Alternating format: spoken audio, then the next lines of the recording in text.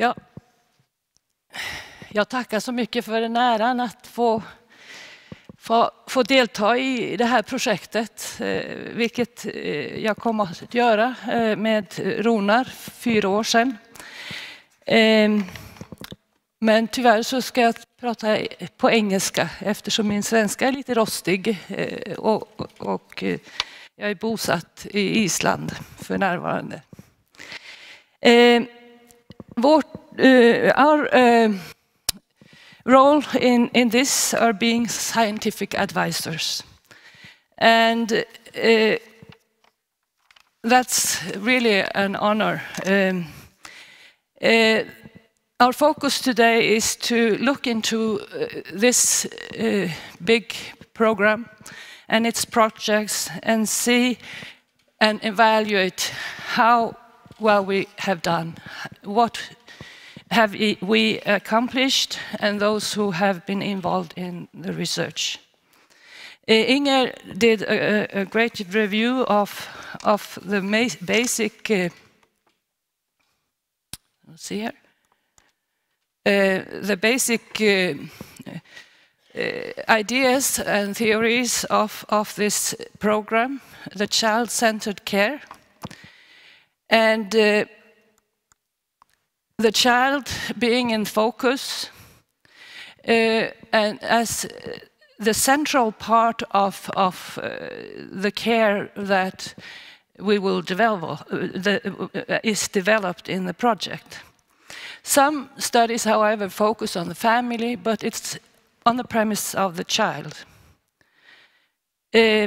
Child-centered care emphasizes the development and implementation of care of children from the perspective of the child themselves as belonging to a family.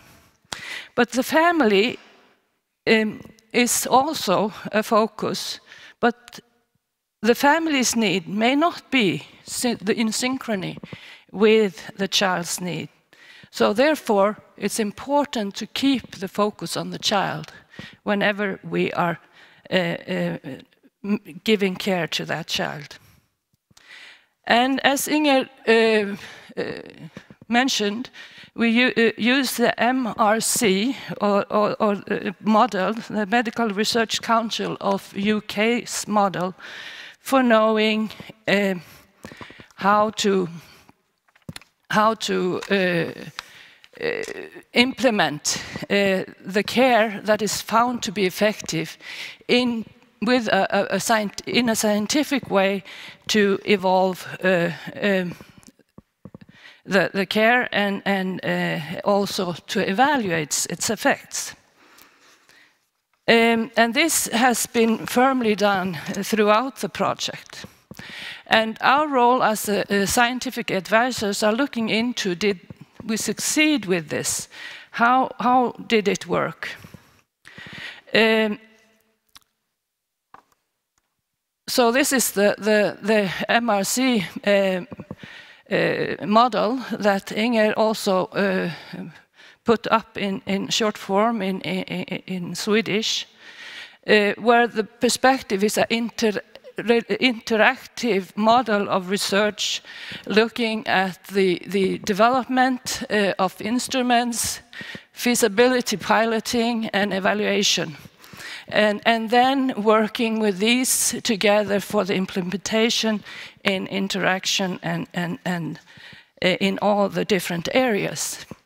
And the model focuses on complex interventions, since we do not always have big samples in clinical areas. Much of the clinical areas of the projects do not allow a big sample. And the existing literature is often limited. Thus, the MRC model is favorable as a framework to use in guidance of the whole project and its different domains. Another thing that the model has is very clear questions, a guideline of questions for the scientific community to work with. It allows to provide helpful delineation to follow through, and especially for novice researchers as well experienced researchers, and fosters critical thinking in the advancement of the study, and provides guidelines for discussion.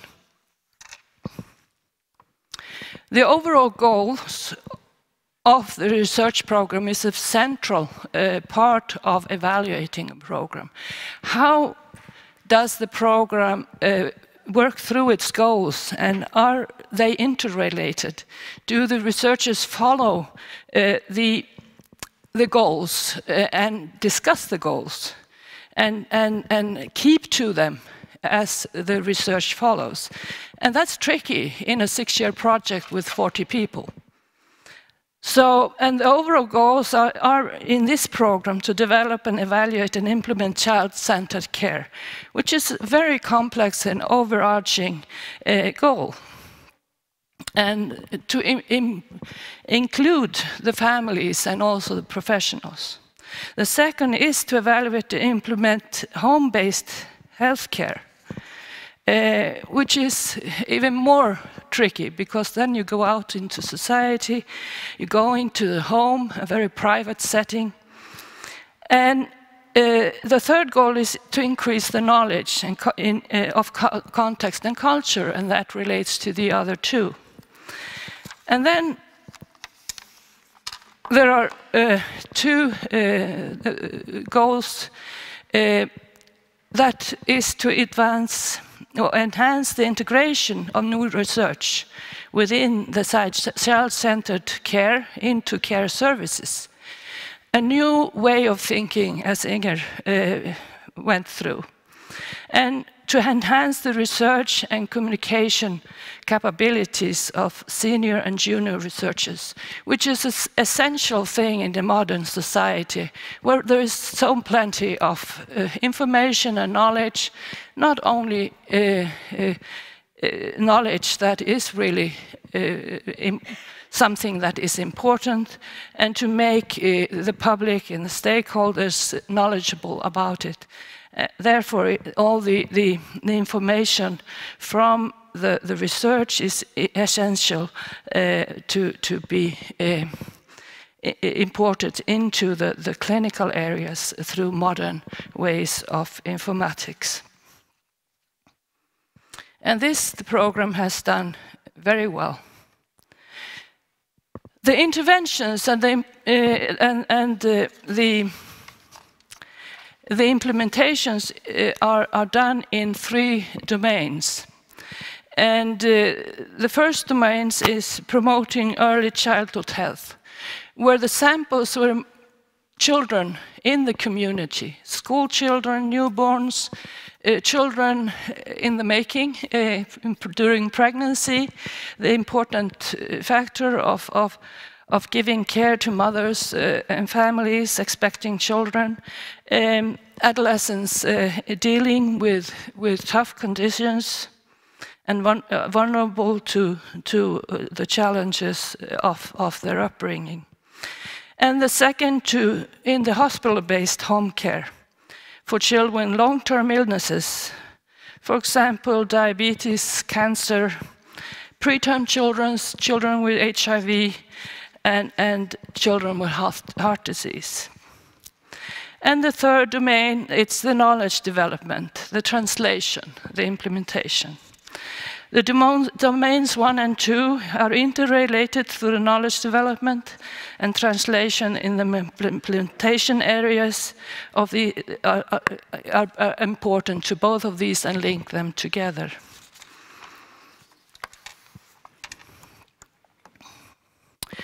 And Inger went through how we did, and we are pleased with the outcomes. We are pleased with being a multidisciplinary group, working together from not only many countries, mostly those Sweden, but in so many areas of healthcare, and also in other disciplines outside healthcare, technical engineers and philosophers, etc. So linking many together in a variety of project areas.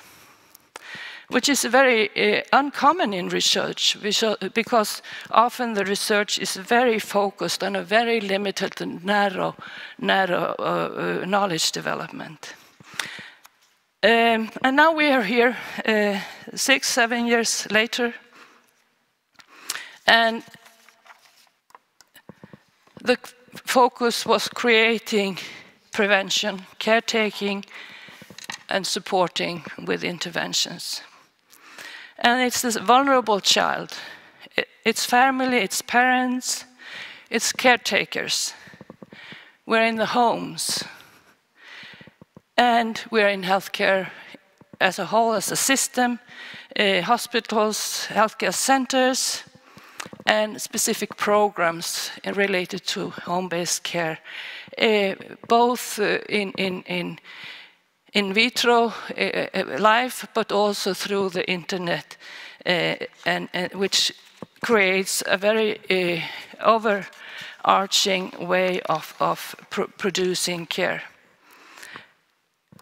And how well did we do? And that's the big question of us to answer as scientific advisors. So we need some kind of a model. And the European Institute for Evaluating Research has put forth a model to evaluate research projects based on a research they did for the American Academy of Medical Colleges in choosing the best model. And they went through 12 models of research evaluation programs and selected those points that were common to most of them. And this model you see there is showing how complex evaluation needs to be effective in showing the effectivity of a research program. It needs to be transparent, and it also needs to be longitudinal. That means following through the project, not only during its making, but also after. What happens to the findings? And free from judgment. And then we count the publications, we count the number of PhDs, etc., etc. But we also need a low upfront looking at the programs, which is less burdening, but it requires qualitative assessment. And we have them formative and as well as flexible, these assessments. And we try to make comparisons, both within the program and also to other programs. And the main focus is looking at the advocacy to demonstrate the benefits of supporting research, enhancing understanding of the research, what is happening. Do they speak about the research? Do they apply it? Do they use parts of the research to advance the others? And then it's accountability to show how the money was being used effectively and hold the researchers accountable. And then it's the analysis, the center part, to hold research to understand and how the research is effective and how it can be better supported. Feeding into research strategies and decisions making, providing a stronger evidence base as the program goes along. And the allocation of where are the most work put into in developing instruments, not only doing the research, but also following through. And this program has a very high strength in the implementation processes made. Although there are not very many randomized trials, it goes into the clinical area and kind of builds a basis for future research in terms of implementing findings. There are not many research projects that end up in published evaluations of their programs. This is an example of one, but we aim to do such a publication from this project. So how did we do this? What we did as scientific advisors, we participated in the project with assembling together every year to present the milestones, where each participant, doctoral student, PI, etc., would work together and present and discuss the findings. And finally, we had, along with the group, a final two-day workshop in 2018 in evaluating of the project domains and the areas of research. And in that discussion, the group was divided into 5 groups, and they all had the 5 goals to work on, and they got questions prior to the meeting. And after the meeting, they needed to give a report to us as scientific advisors about how the project was doing, had been doing throughout the 6 years in terms of producing findings and answering the questions of the program and meeting and advancing the goals of the project.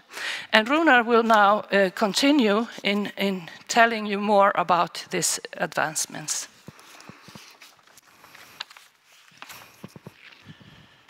Yes, nice to be with you. I would like to go through some of the central themes that we see go through the different studies within the program. Just to summarize and synthesize a little bit the different studies.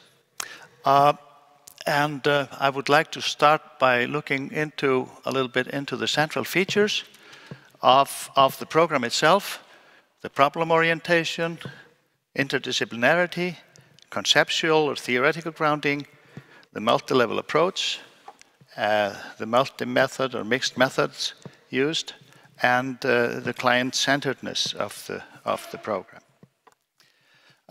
Starting with the problem orientation, it is quite clear from what has been said that it is very much focused on tangible problems to be solved within the healthcare system. So it's a very practical program in that sense. Problem-oriented and focused on not only doing research on health services, but on implementation and the dissemination of information on these studies. So it's a very problem-focused program. Secondly, interdisciplinarity. Now, the research teams included numerous disciplines with combinations of disciplines depending on the topic of each study within the program. Now, this is particularly important in health services research, not the least when attempting to understand and meet the needs of children with chronic health problems. Because individuals with chronic health problems, they may have physical or physiological needs, but also psychological and social needs that need to be addressed. This is actually what happened within this program. The disciplines included, as I recall, nurses, physicians, psychologists, physical therapists, midwives, and computer scientists. I may be forgetting somebody, but health economists, exactly, very important. Now, in terms of conceptual grounding, it is conceptually grounded within the framework of child-centered care. But in terms of individual studies, different theoretical approaches or theories were used for developing research questions and for informing study results and understanding study results. But it was all within this larger framework of child-centered care. Whatever the theory used in an individual study was always set within this framework. Now, in order to provide patient or child-centered care, the focus is not on the parents or family per se, but on the child and on the parents or other custodians as responsible agents affecting the health and well-being of the child. Importantly also, the program was set out to contribute to knowledge development, as already described, and the development of models related to implementation within health services. It also involved understanding the meaning of patient or client involvement. What does it mean to involve the parents? What does it mean to involve the child? And how much can they be involved? How much can they understand? How much can they be? And this is a complex issue. And one cannot put too many burdens on parents or children, but one needs to involve them. And there's a balancing act here to be considered.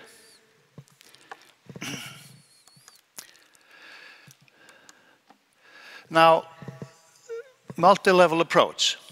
Health services, of course, operate at different levels. They operate at the levels of systems, hospitals and community health centers, different payment systems. There are all kinds of separations and divisions and sometimes barriers, even within those systems.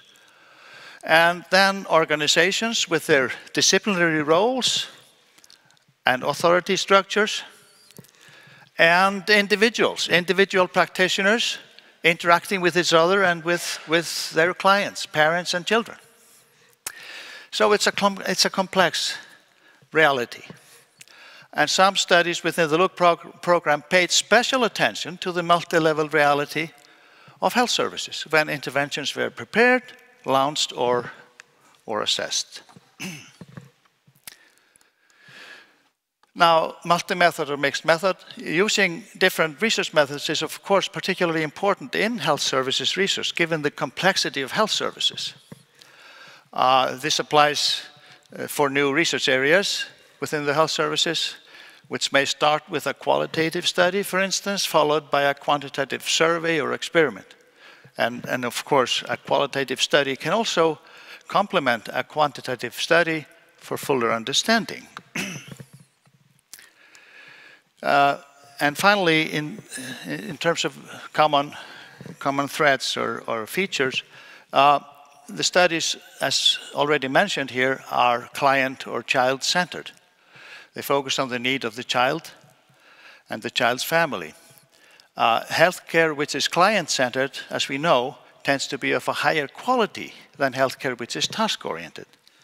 Now, there is a constant tension within the health services system between sort of a task orientation and a client orientation. And oftentimes, payment systems or administrative structures push for task orientation rather than client orientation. Whereas the professionals on the clinical floor may push for the client-centeredness. So resolving this tension is a very important aspect of any health service system. Now, some challenges, just to end this. I would like to mention some of these challenges that are tackled in various degrees by the individual studies within the LOOK3 program. The randomized controlled trial as a challenge, the implementation challenge, the problem of continuity of care or sustenance of service, and the challenge of dissemination. Inger mentioned that also here previously in her introduction. the problem of cultural sensitivity, and child-centered care generally as a challenge. Some of the studies with the LUC program used a randomized controlled trial design, and a number of other studies appropriately called for an RCT study, following a quasi-experiment or an observational correlational study. However, we should also keep in mind that a randomized controlled study is not always feasible or realistic. It's not always feasible in terms of simply randomization. It's not always possible to randomize. And it's not always realistic either, because within the study, you set up a controlled environment that may not be very realistic in all cases, in all instances. And what's happening in the real world may differ from what happens within a trial. And sometimes it's not even ethical to do a randomized control study. If there is a priori a strong evidence that custodial or traditional care is harmful, it would not be ethical to do the randomized control and allocate some people to that very treatment.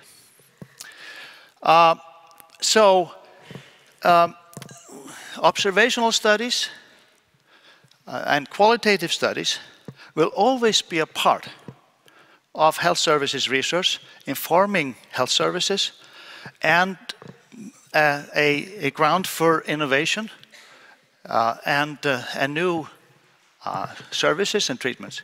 So we cannot only rely on, as unfortunately it seems to me, some authors argue in the literature that we always have to rely solely on the randomized controlled trial. We cannot do that. We have to rely on other methods of research too, all the time. Now, several issues and problems of implementation were discovered through the LUC3 studies. Low hospital department referrals of children is one. Professional turf protection or turf battles. This is well known in the literature too.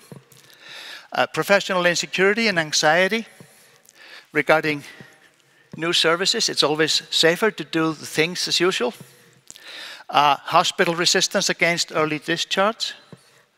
Lack of support for specialized nursing care outside the hospital. And complex and challenging role of the facilitator of change. The facilitator is often in a difficult situation, trying to promote the change. And then there's this issue of continuity. Successful implementation of a new service in connection with a research study does not mean that the service will continue. And oftentimes we see that good research results are implemented for a time, for a certain period of time, and then something happens. This may have to do with staff turnover at the unit or institution, or lack of training to continue the work, or there may be simply a problem of dissemination of information from one setting to the next. So important things here are, or factors are educational level and the special training of nurses and other healthcare professionals. That's a very important part in terms of continuation and continuity, as well as, of course, organizational stability in general, and the understanding of the organization and the administration of the importance of continuing the work that has already been started. And then, of course, as Inger mentioned, there is a challenge of dissemination, and this, in fact, has been done quite well within the LUC3 program. There has been an effort made to spread out the good news about the good results, the important results coming from the studies within the program. But one can always do more, and one can always continue the good work. And I challenge us all to do that. Because we know from the literature that this is a constant challenge within the health service system. In some units even, new interventions are taken up or introduced when they are starting to becoming obsolete. So That's the worst case scenario. So there has to be a constant effort by any institution and unit to be open to new information and new research results. And then there is this issue of cultural sensitivity, a very important issue. Increasingly, the Nordic countries are servicing individuals and families from different cultural backgrounds. And this warrants considering different values, beliefs, and practices of families that may have implications for child and for the health and well-being of the child. And some studies in the LUC3 program directly addressed this issue and indicated the importance of culturally sensitive care.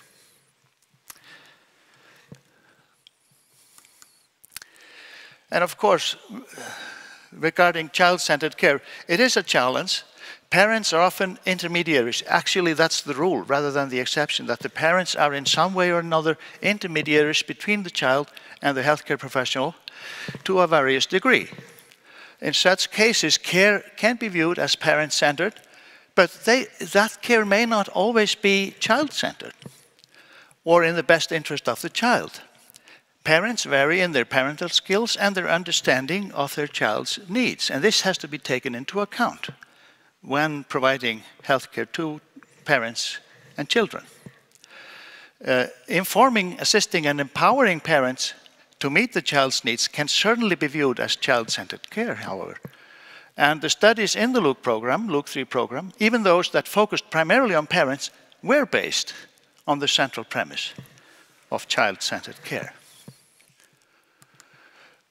And I would just, to conclude, just say that I think there is, given the importance of the research results generally of these studies that were performed within the LUC3 program, there is a strong need to build future research upon the important studies that have been performed, published, and partially implemented within the LUC3.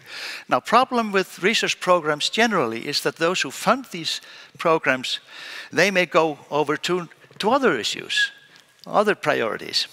And sometimes the good results that are obtained are not followed through with other studies, with randomized controlled trials, for instance, when possible, and so on and so forth. So I think we have to continue the good work that has been done within LUC3 in many areas to further improve health services. And we need to know and understand better about dissemination and implementation. It was important that this was a part and parcel of the program, but we still need to know more about how to implement successfully, how to continue what is implemented, and how to spread the good news throughout the system. Thank you.